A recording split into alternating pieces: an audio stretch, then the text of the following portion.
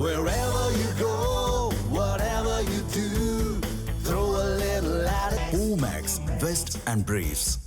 கோவையில் வடகிழக்கு பருவமழை காரணமாக தடுப்பணைகளுக்கு தண்ணீர் வரத்து அதிகரித்து காணப்படுகிறது. இது குறித்த கூடுதல் தகவல்களை செய்தியாளர் சுரேஷ்குமார் வழங்க கேட்கலாம். சுரேஷ்குமார், கள விவரம் என்னவாக இருக்கிறது, விரிவாக வழங்கலாம். 31 குளங்கள் மற்றும் 32 தடுப்பணைகளில் அதிகப்படியான நீர்வரத்து தற்சமயம் வந்து வருகிறது. இதன் காரணமாக தடுப்பணையில் அதிகப்படியான வெள்ளப்பெருக்கம் ஏற்பட்டிருக்கிறது. பருவமழையின் தாக்கத்தின் காரணமாக நொய்யல் ஆற்றில் வெள்ளப்பெருக்கு ஏற்பட்டுள்ளது. இதன் காரணமாக நொய்யல், கோவை, திருப்பூர், கரூர் என 3 மாவட்டங்களில் தொடர்ச்சியாக 156 கிலோமீட்டருக்கு மேலாக பயணிக்கிறது.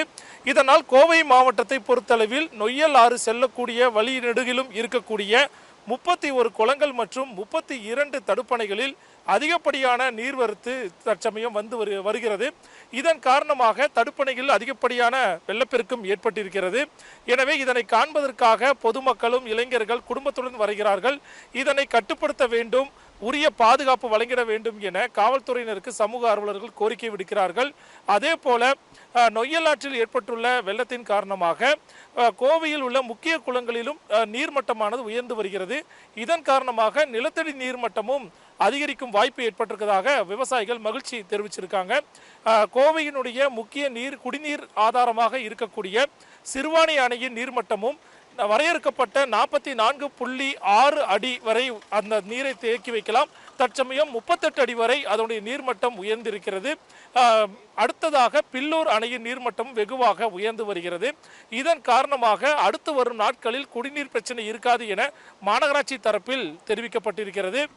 கோவையை பொறுத்தளவில், நொய்யல் ஆற்றை பொறுத்தளவில் அது ஒரு ஜீவ நதியாக இல்லாமல் எப்போதெல்லாம் மழை பொழிவு இருக்கிறதோ அப்போது மட்டுமே உயிர் பெறும் ஒரு ஆறாக இருக்கிறது.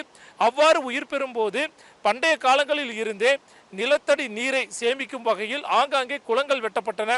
அந்த குளங்களின் வாயிலாகவே நிலத்தடி நீர் மட்டத்தின் காரணமாக இங்கு மற்ற நீர் தேவைகள், விவசாயிகளுக்கான நீர் தேவைகள் அனைவும் போர்வெல், கிணறு மூலமாக மேற்கொள்ளப்படுகிறது.